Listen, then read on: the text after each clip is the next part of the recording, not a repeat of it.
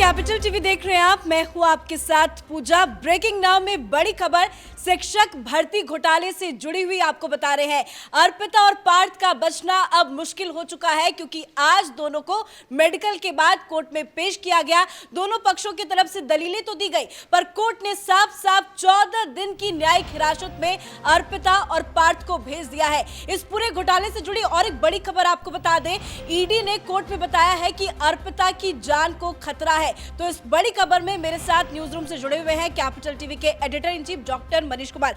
14 दिन की न्यायिक हिरासत में भेज दिए गए हैं दोनों। देखिए, अब दोनों जेल में रहेंगे आराम से। बहुत पाप कर लिया इन लोगों ने, बहुत ड्रामा हो चुका, बहुत नोट इन्होंने कमा लिया। जितना ऐशो आराम करना था, विदेश जाना था, सब हो गया। अब इनको इसको कह सकते हैं पे बैक टाइम। न्यायिक हिरासत का मतलब 18 तारीख तक जेल जाएंगे और ठीक वैसे जैसे अनिल देशमुख जेल की रोटियां तोड़ रहे हैं, गृह मंत्री जी उद्धव ठाकरे के, और नवाब मलिक रोटियां तोड़ रहे हैं जेल के अंदर, यही हश्र इनका होने वाला है। ये अब कई सालों तक अंदर ही रहेंगे। क्यों? क्योंकि इन्होंने जो पाप किया है उसका तो हिसाब किताब होगा ही।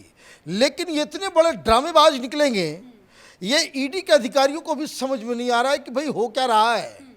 अभी कल मालूम चला कि 31 लाइफ इंश्योरेंस के जो नॉमिनी में नाम जो है वो पार्थो चटर्जी का है। पार्थो चटर्जी के लाइफ इंश्योरेंस में अर्पिता का नाम है। अब जज साहब के सामने ये रखा गया कि देखिए, ये लोग तो दो जान एक जिस्म टाइप के खेल लग रहा है ये। तो वहाँ इन्होंने कह दिया मैं पहचानता नहीं इनको, ये मैं जानता नहीं भाई अर्पिता कौन है। 18 संपत्ति ज्वाइंट ओनरशिप में है, कंपनियां कई सारी ज्वाइंट ओनरशिप में है, फ्लैट में रात में आना जाना दोनों का लगा रहता था, एक ही जगह ये लोग रहते थे। और ये कह रहा है कि हम तो इसको जानते नहीं, बस एक बार देखा था वो दुर्गा पूजा जो हम कराते हैं उसमें वो थोड़ा एक्टिव होती थी, मैं उसमें ही जानता हूँ, उसके अलावा मैं इसको पहचानता नहीं।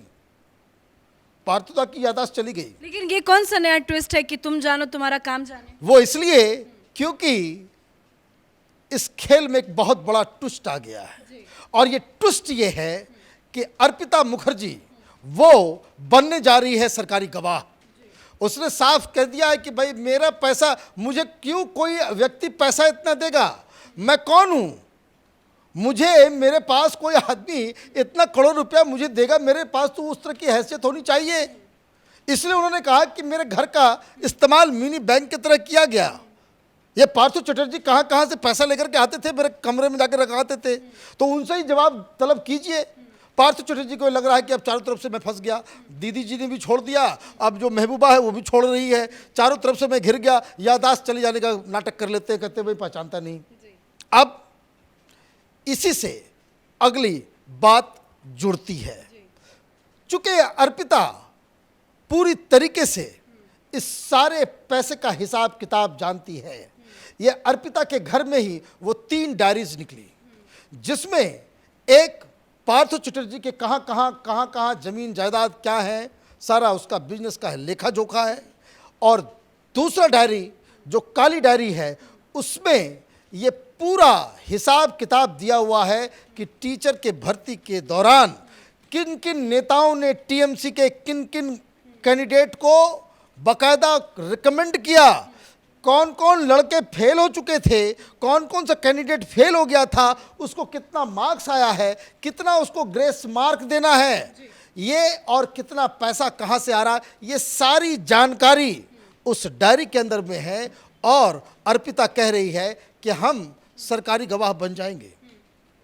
तो इसलिए ईडी ने आज कोर्ट में विस्फोटक खुलासा किया, और वो खुलासा ये किया कि अर्पिता की जान के ऊपर खतरा है, इसे मारने की कोशिश की जाएगी। यहाँ तक कि कोर्ट में ईडी ने कहा कि जो खाना भी दिया जाए जेल के अंदर, आज तो हम इसको छोड़ रहे हैं, आज से वो जेल में रहेगी, लेकिन जो खाना भी जेल के अंदर दिया जाए माय लॉर्ड, वो टेस्ट करके दिया जाए, क्योंकि ये हमारी अहम गवाह है।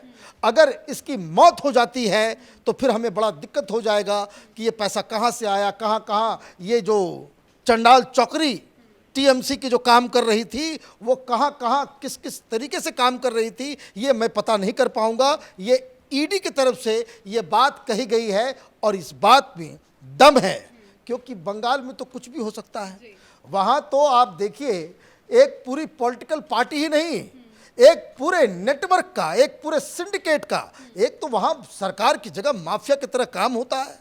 वो सारे भेद, सारा कच्चा चिट्ठा अर्पिता मुखर्जी जानती है, दस्तावेज को वो बता सकती है, कहाँ कहाँ क्या क्या हुआ वो बता सकती है, देश विदेश में किस तरीके से। अब जैसे एक और खुलासा ये हुआ कि पार्थो चटर्जी की बेटी और दामाद अमेरिका में रहते हैं और वहाँ भी उन्होंने कुछ कंपनियाँ खोल रखी हैं। वहाँ क्या करते हैं नहीं करते नहीं मालूम, लेकिन पैसे विदेश ट्रांसफ़र किए जाते थे और हिंदुस्तान में कई सारे बैंकों के नाम आ रहे हैं कि जिसके जरिए ये 1 2 का 4 4 2 का 1 होता था। अब ये सारी जानकारियां किसके पास? अर्पिता के पास।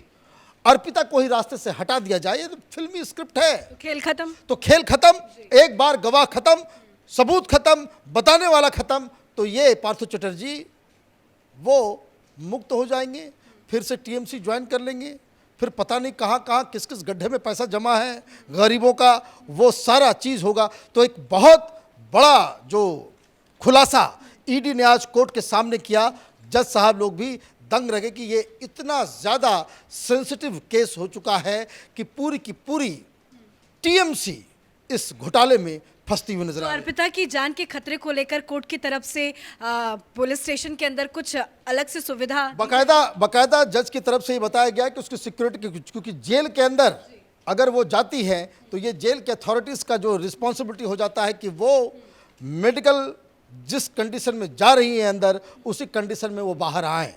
और अब ये मसला कोर्ट के अंदर चला गया है।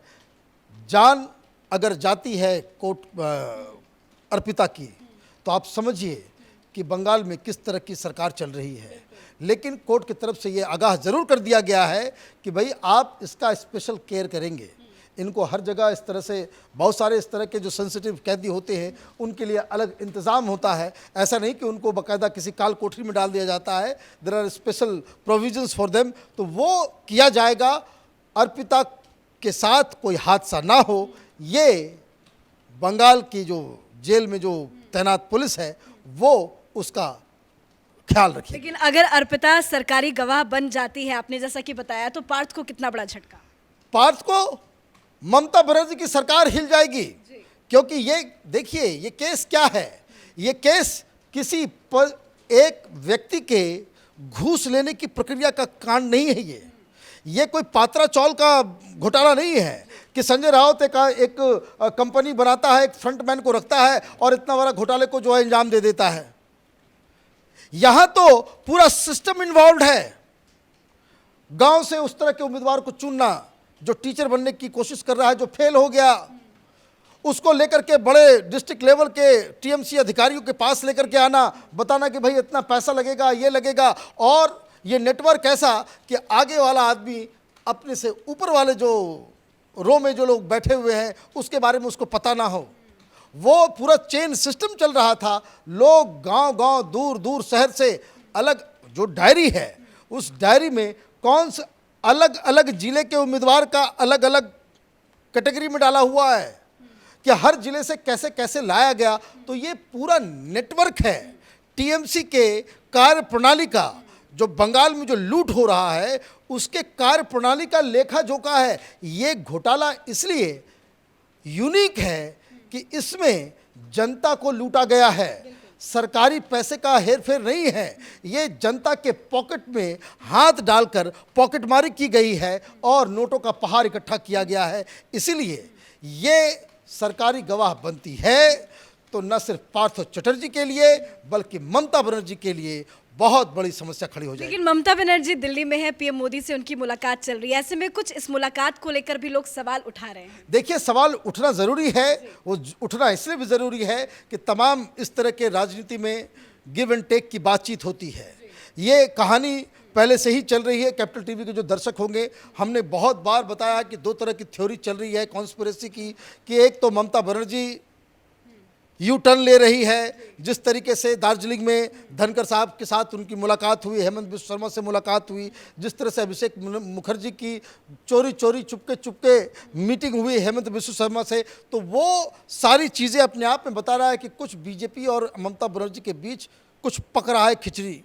अब ये वहाँ लेकर के आएंगी, ये हो सकता है इस तरह की भी चीज़ें हो। पहले भी इस तरह से हुआ है कि भाई अपनी छवि बचाने की कोशिश। हमारी छवि तो छोड़ दीजिए, मेरे भतीजे को बता दीजिए। अब पार्थ चटर्जी को आपने ये कर लिया, मैंने कुछ नहीं कहा, मेरे भतीजे को बख्श दीजिए। तो ये इस तरह की बातें हो सकती है, क्योंकि इस केस में टीएमसी का बहुत बड़ा फेस वैल्यू जो है वो कम हुआ है। टीएमसी बंगाल में ममता बनर्जी को इस हिसाब से प्रोजेक्ट करती है कि वो तो चप्पल पहनती है, खादी साड़ी पहनती है, उसका घर गरीब का जैसा है, वो अभी भी उस तरह से रहती है, उसको पैसे से कोई ये नहीं है, वो बड़ी ईमानदार है। वो जो है वो अन्ना हजारे की फीमेल वर्जन है, यही वो बेचते हैं वहाँ। लेकिन जब से ये कांड आया है तो वो तो धूमिल हुआ ही है। लेकिन अगर अगला निशाना सेंट्रल एजेंसीज का अभिषेक बनर्जी के ऊपर आ गया, तब तो टीएमसी के लिए रिवाइव करना बड़ा मुश्किल हो जाएगा। धन्यवाद अपडेट के लिए। तो आज कोर्ट में अहम सुनवाई हुई, उसके बाद अर्पिता और पार्थ को 14 दिन की न्यायिक हिरासत में भेज दिया गया है। पर जब जब पूछताछ हो रही है, नए नए खुलासे हो रहे हैं। अर्पिता और पार्थ को आमने सामने बिठाकर पूछताछ में एक नया ट्विस्ट के सामने आया है कि पार्थ ने अर्पिता को पहचानने से साफ साफ इनकार कर दिया है। इसी बीच कोर्ट में एक बड़ी जानकारी ईडी के सूत्रों से आई कि ईडी ने यह दलील दी कि अर्पिता की जान को खतरा है। इस बड़ी खबर में मेरे साथ फिलहाल इतना ही। कैमरा पर्सन अशोक के साथ मैं पूजा, कैपिटल टीवी।